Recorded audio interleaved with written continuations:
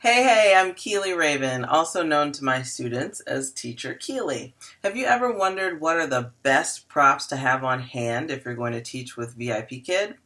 Well, if so, you're in luck because I'm going to list the top 15 props that I think are most useful in the classroom and tell you a little bit about those in this video. And also, if you stick around, you will find that there's one in particular that you might find surprising that I really think you don't really need.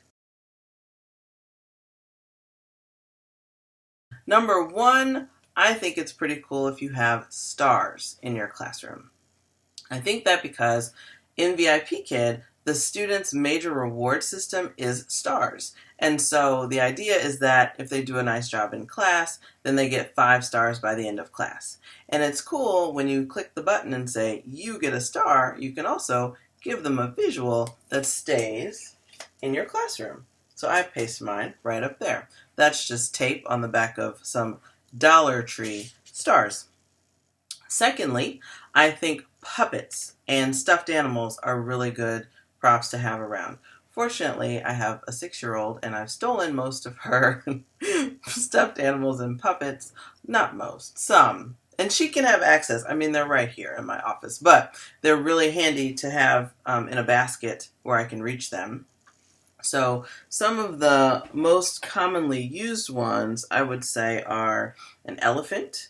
This is a little stuffed animal that is very cute. A rabbit.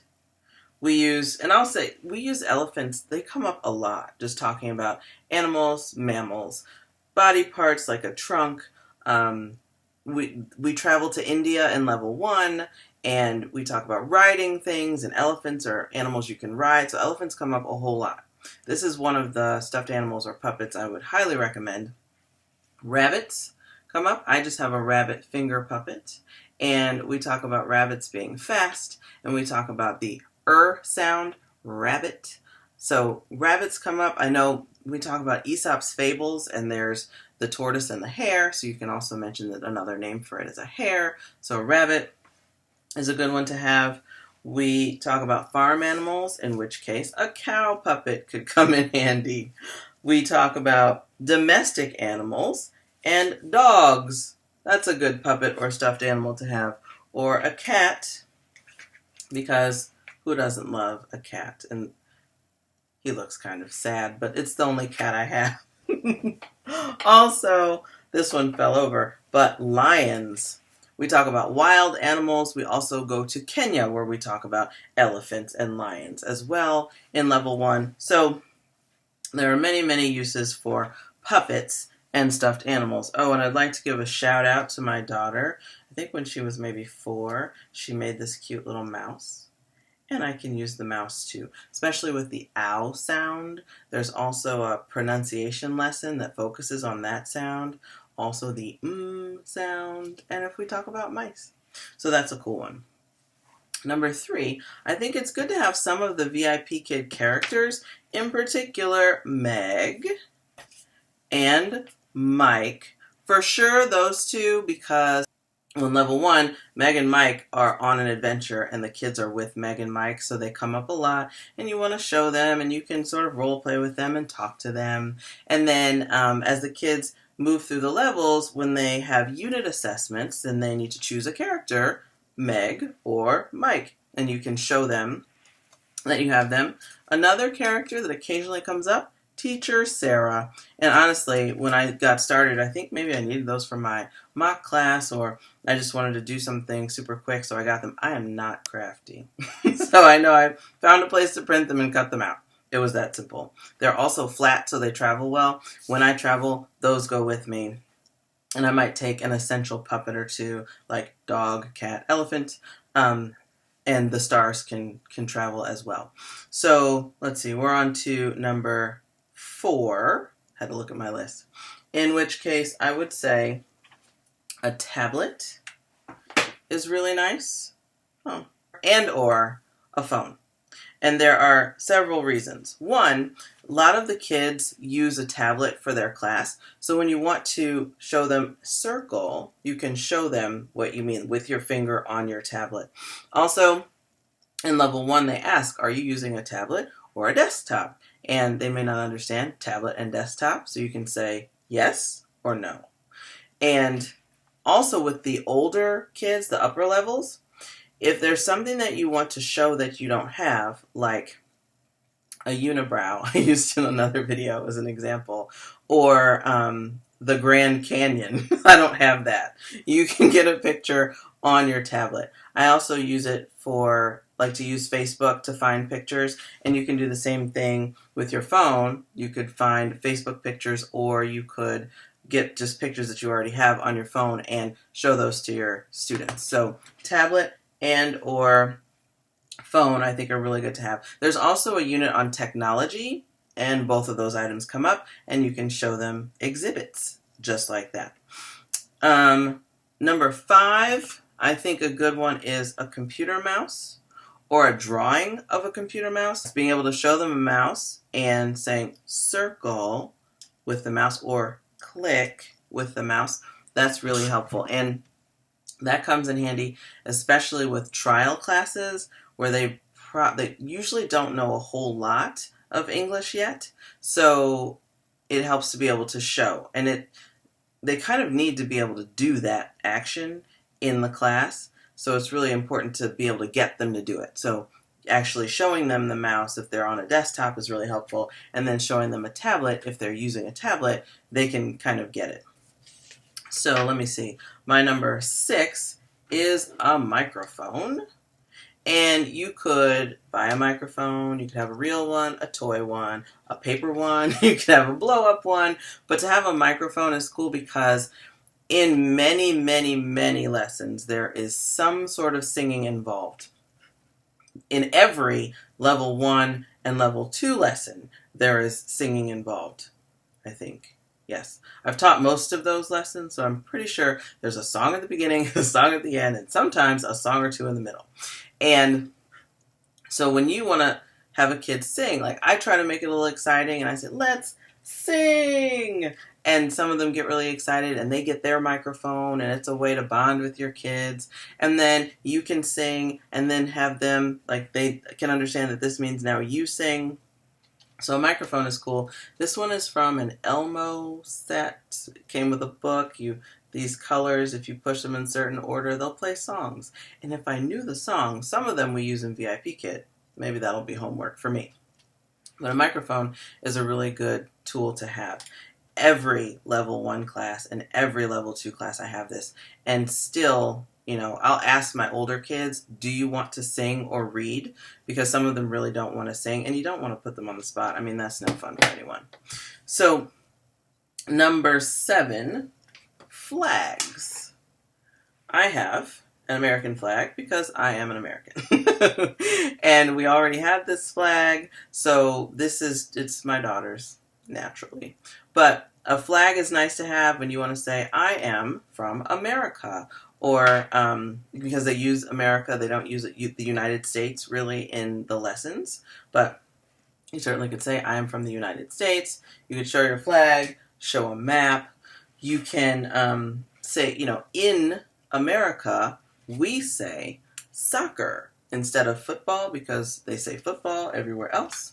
But you want to have a flag from where you're from. If you're Canadian, have a Canadian flag. If you're Australian, have an Australian flag, etc. And then having flags of China, that's nice. And you can compare places, China and America, when you have your flags in your hands. You can talk about that. There is in level 4, they talk a lot about China. They also talk about India, so you can have both of your flags. You can have a flag from wherever you're from, a flag from where they're from, a flag from whatever country is the topic of your lesson.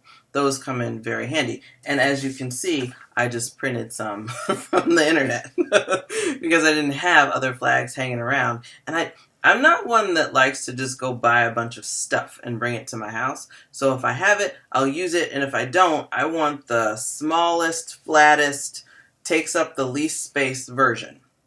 So that's who you're dealing with right now.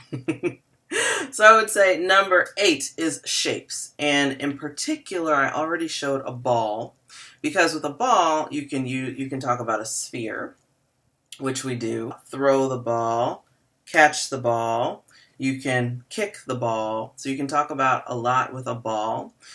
Also, another shape is a cube. We actually talk about what this shape is. It's a cube. You can talk about colors with a Rubik's Cube. Some kids have Rubik's Cubes, so it's another way to sort of relate with your student. Some other shapes, you might use a cylinder. We do have lessons with cylinders. In that case, I grab a can, like a can of corn or a can of soda. We don't really do soda, but like the bubbly water, those cans. Also, sometimes they'll talk about a rectangular prism, in which case I just grab a book and show that. And then for 2D shapes, I literally have 2D shapes. So I've cut out a circle, a square, a triangle, a rectangle, a diamond. They're just paper. So I have those. So another thing, let's see, we're up to number 9, basic food. So I don't know where I got this, probably my daughter, an apple. Apples are everywhere. They talk about apples as a fruit. The sound ah comes up. We count apples. Apples come up all the time. So an apple is good. You can have a fake apple that you could store in your office, or you can have real apples. I've used those too. You also can, I saw this on another channel, you can take the circular that comes in the mail and show food from the circular, instead of just recycling that right away. Just cut out the food you need and show that, which I thought was really clever. So another way to show food, noodles comes up a lot because noodles are popular in China. So I found a picture online and printed it. Pizza also comes up quite a bit, and you can bite your pizza. So, and also eggs. Eggs come up with food, and then also when we talk about birds, and birds hatch. So if you have an egg you can open, then that's really nice to have as well. Number 10 is a doll, because we sing songs like head, shoulders, knees, and toes. And while I can show my head and my shoulders, my knees are down there. And I don't want to try to do the acrobatics it would take to get them on camera. So I can accentuate Supergirl's knees. I can also show her toes. We can talk about boots. Walking. She can walk and I don't have to do it. She can also kick the ball. Better than that. And you can have girl dolls. You can have boy dolls. I know my husband still has some action figures that I've used. Number 11 is transportation objects. So I have a car, and we talk about actual transportation. We talk about traffic. We talk about the R sound, as in car. So car is good. We talk about the C sound, as in car. So cars are really good. When we talk about travel also. An airplane, and I'm just saying stolen from my daughter. An airplane in level 1. Level 1 is like a trip around the world. It's like Meg and Mike in Egypt. Meg and Mike in Kenya. So then you say, bye Kenya, when you fly away from Kenya, etc. So I show the actual airplane. Kids like it. It makes a noise. Maybe you can hear that. It has flashing lights. It's kind of exciting. It's going to be making that noise for a little while. I also have a bus stolen from my daughter. This is an actual book, but it has wheels. We sing the wheels on the bus. I can't turn it off. I have to. It'll be over soon. But we sing the wheels on the bus. We talk about buses and transportation, different vehicles. Buses are included. So that's why those transportation items are on my list. And the plane is almost, that's done. Okay. Number 12, a children's book. I just grabbed one out of my daughter's room. But we talk about title. We talk about author and illustrator. So you can show parts of a book. You also can read the book. So, and in this book, there are lots of different animals, and we do a lot of talking about animals. So this is a handy one to have. Number 13, we're almost there. Photos. I think photos are great. And in another video, I showed some of my photos. This is Teacher Keeley in India on an elephant. And some kids think that's pretty cool. We talk about you can ride an elephant, like I mentioned with the elephant. So it's nice to show, like, you know, a real elephant. It's nice to show parts of your life. So if you have props where you can include your life, that's really, really cool. I also show Teacher Keeley with a snake. I'll ask kids, do you like snakes? And some of them say no, and I'll be like, I do. And they think I'm crazy. I also have, and I've shown this in another video, but Teacher Keeley at the Taj Mahal, because we do a unit where Meg and Mike and the child go to India, and I've been to India, so they can tell, oh, she's been there, that's cool, I want to check out the Taj Mahal, etc. And then I have some family pictures like this hanging around. My daughter is 6, so obviously this is not current, but sometimes we'll talk about babies. Let's see, that's 13. Number 14 is letters. And I mean like letters like this, M and H, because letters we teach, and so they need to know what the letters look like. I like to talk about letter sounds with my letters, and personally, I like the magnets. And this is where I'll tell you that surprising thing that I don't think you really need. Lots of teachers will say, flashcards. Flashcards are just essential. And I don't think I've ever used flashcards in over 1,000 classes. So they're just not my thing. I don't think you need them. I like showing a letter and saying M, and then you also can use these magnets, I think, really easily when you want to blend. And I can say at, at, at, mat. And it works really nicely. And this would be harder for me to do with flashcards. So I like magnetic letters on a magnetic whiteboard. And so the last thing you might have figured out, and you might have thought I was going to leave it out, but I saved it for last on purpose because everybody in VIPKID tells you, and it's true, you need a whiteboard. A whiteboard is a really essential tool. And I would say you want like 2 things you can write on. A whiteboard or 2, and you can use your hand or a cloth. I recommend actually getting a cloth because of all the erasing you'll do. And you can use a whiteboard, and that requires dry erase markers. And then I also like to use a chalkboard because it's different and lots of people don't have them. And I have chalk. I have colorful chalk, and these pieces are broken, but they still work. But the reason why I say it's nice to have 2 things that you could write on is because you might use your whiteboard and do blending, like I just showed. Or you might use it for grammar and show different verb conjugations or something. Or you might be drawing a reward on here, and I'll talk about reward systems in another video. And then on this one, you could do something else. So what if we use this one for a reward and we draw hangman or tic-tac-toe or something, or we want to draw a scene? It's cool. It changes it up. It's different. Kids don't see chalkboards all the time. So 2 things to write on. If you have a whiteboard, you need some dry erase markers. You can also use wet erase markers if you have something that you want to stick around and not smudge. I'm not artsy or crafty, so I don't really do that, but I understand you can. And then if you have a chalkboard, you want obviously some chalk to go with that. So there you have it. Those are my top 15 props for VIPKID classes. I hope this is helpful. If it helped you, go ahead, give the video a like and subscribe. And if you are looking to become a VIPKID teacher, if you're in the hiring process or you haven't started yet, wherever you are, and you're interested in my help, just click the link below and enter the referral code that's down there too, and I can be your referring teacher and sort of hold your hand through the process and help you do all the things you need to do in order to get hired and get started teaching. I hope that this was helpful to you, and I'll see you on the next video. Bye for now.